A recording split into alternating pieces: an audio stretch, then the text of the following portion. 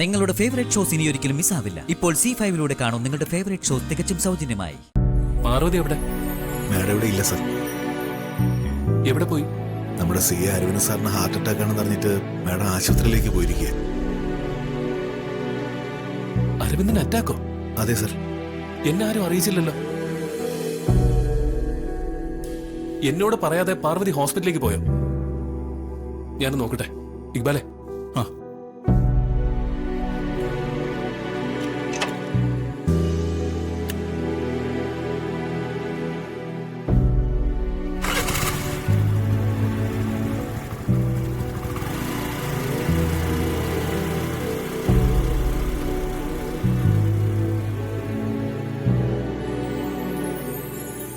Hello Vishal, പറയൂ. അരവിന്ദ, എന്താ പറ്റിയത്? ഇപ്പൊ എങ്ങനെയുണ്ട്? പേടിക്കാനായിട്ടൊന്നുമില്ലല്ലോ.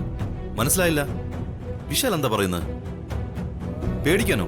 എന്ത് പേടിക്കാൻ? അല്ല, അരവിന്ദന് ഹാർട്ട് അറ്റാക്ക് വന്നു എന്ന് പറഞ്ഞു. അറ്റാക്കോ? എനിക്കോ? ആര് പറഞ്ഞു എനിക്ക് അറ്റാക്ക് ആണെന്ന്? എനിക്കൊരു കുഴപ്പമില്ല വിശാൽ. കുഴപ്പമില്ലേ? അപ്പൊ പാർവതി? പാർവതിക്ക് എന്താ പറ്റിയേ? അത് പാർവതിയോട് ആരോ പറഞ്ഞു അരവിന്ദന് ഹാർട്ട് അറ്റാക്ക് വന്നു എന്ന്. അത് കേട്ടിട്ട് അവൾ അരവിന്ദനെ കാണാൻ വേണ്ടി ഇവിടുന്ന് പോയിന്നാ ഇവിടെ ലേബേഴ്സ് ഒക്കെ പറയുന്നത്. എന്നോടൊന്നും പറയുക പോലും ചെയ്തിട്ടില്ല. ഇത് പാർവതി ആരോ തെറ്റിദ്ധരിപ്പിച്ചാണല്ലോ. പാർവതി എന്തായാലും എന്നെ വിളിച്ചിട്ടില്ല. ഇതിലെന്തോ പന്തികേട് തോന്നുന്നുണ്ടല്ലോ വിശാൽ. അരവിന്ദൻ, ഇപ്പൊ എനിക്കും ആ സംശയം തോന്നുന്നുണ്ട്. അരവിന്ദൻ, അവൾ എങ്ങോട്ടായിരിക്കും പോയിട്ടുണ്ടാവുക? വിശാൽ, പാർവതി വിളിച്ചു നോക്കിയില്ലേ? പാർവതിയുടെ കയ്യിൽ ഫോണില്ല അരവിന്ദ. അവളെ ഞാൻ എങ്ങനെ കോണ്ടാക്ട് ചെയ്യാനാ? എത്രയും പെട്ടെന്ന് പാർവതിയെ കണ്ടുപിടിക്കണം.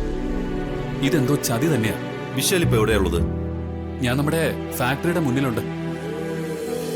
എങ്കിൽ അവിടെ തന്നെ നിൽക്ക്, ഞാൻ ഉടനെ വരാം. അരവിന്ദ, എനിക്ക് വല്ലാതെ ടെൻഷൻ ആവുന്നു. ഏയ്, ടെൻഷനൊന്നും ആവണ്ട. നമുക്ക് പാർവതി കണ്ടുപിടിക്കാം. ഞാൻ എത്തി. ആ ശരി. ആ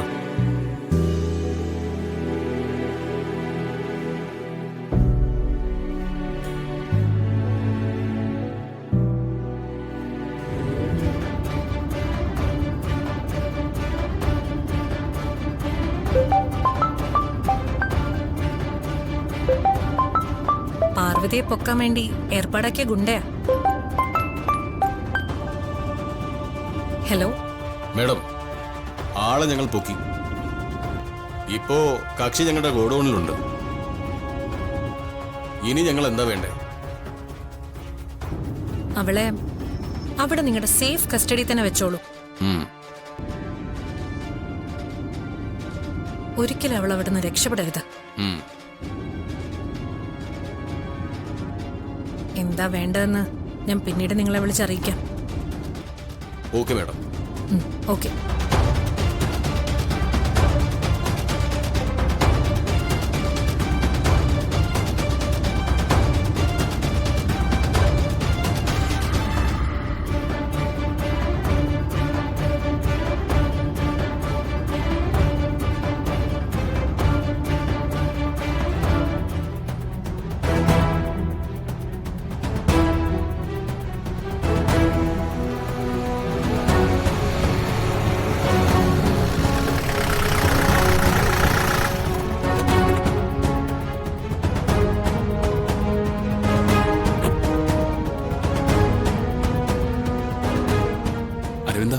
എല്ലാ സ്റ്റേഷനിലേക്കും ഞാൻ മെസ്സേജ് കൊടുത്തിട്ടുണ്ട്.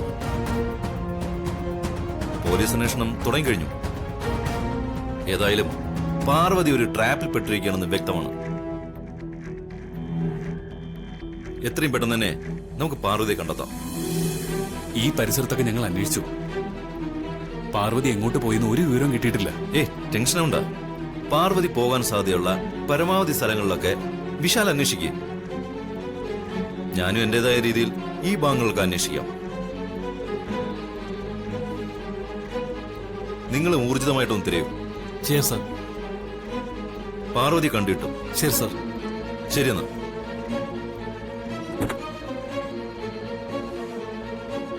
ആ ഇക്ബാൽ പറഞ്ഞു. സാർ, മാഡത്തെക്കുറിച്ച് ഒരു വിവരം കിട്ടിയിട്ടുണ്ട്. മേഡം മഹാത്മാഗാന്ധി കോളനിയിലെ ഒരു സ്ഥലത്ത്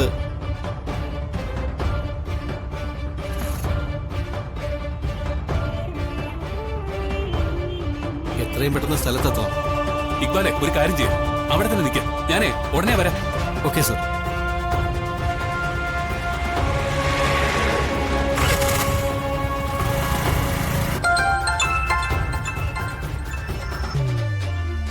ഹലോ മേഡം,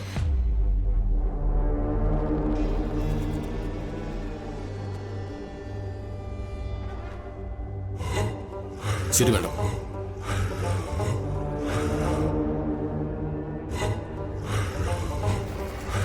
എന്താ ബോസ്?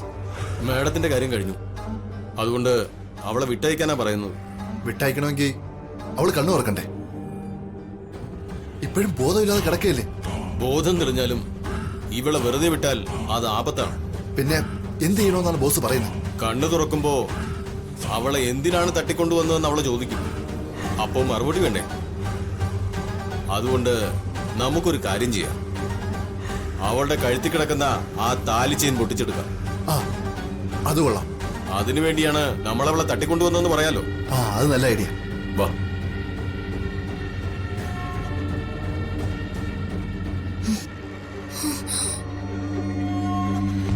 വിടോ,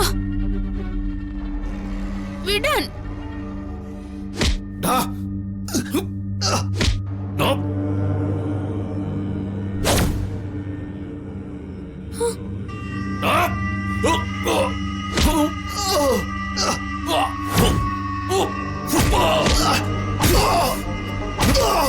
sir,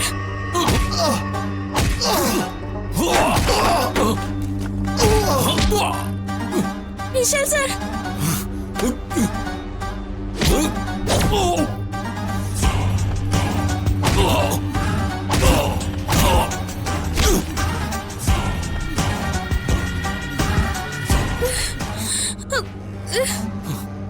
Parvathi, sir. തനിക്ക് കുഴപ്പമൊന്നുമില്ലല്ലോ? ഇല്ല സർ. പക്ഷെ ഞാൻ എങ്ങനെ ഇവിടെ എത്തിയ? എന്നെ എന്തിനാ ഇവര് തട്ടിക്കൊണ്ടുവന്ന്? എനിക്ക് ഒന്നും മനസ്സിലാവുന്നില്ല സർ. സർ, അരവിന്ദൻ സാറിന് ആപത്താണെന്നറിഞ്ഞ് ഞാൻ ആശുപത്രിയിലോട്ട് പോവായിരുന്നു. അരവിന്ദനെ കുഴപ്പമൊന്നുമില്ല പാർവതി. അരവിന്ദന് ആപത്താണെന്നൊക്കെ തന്നെ തെറ്റിദ്ധരിപ്പിച്ചതാ. അതിന്റെ പുറകില് എന്തോ ഒരു പ്ലാൻ ഉണ്ട്. എന്നെ എന്തോ മണപ്പിച്ച് ബോധം കെടുത്തിട്ടാ അവരിങ്ങോട്ട് കൊണ്ടുവന്നത്. അതുകൊണ്ട് എനിക്ക് ഒന്നും വ്യക്തമാവുന്നില്ല സർ. അതൊക്കെ നമുക്ക് കണ്ടുപിടിക്കാം. ഏതായാലും തനിക്കൊന്നും സംഭവിച്ചില്ലല്ലോ. സർ, നമുക്ക് പോവാം. ഇനി ഇവിടെ നിന്നാൽ കൂടുതൽ പ്രശ്നമാവും. ശരി, നമുക്ക് പോവാം. പാർവതി, നീ എഴുന്നേക്ക്. നമുക്കേ ഈ വിവരം അരവിന്ദനെ അറിയിക്കാം. നീ വാ, എഴുന്നേക്ക്. ഡൗൺലോഡ് ചെയ്യൂ C5 ആപ്പ്. കാണൂ എല്ലാ എപ്പിസോഡുകളും സൗജന്യമായി.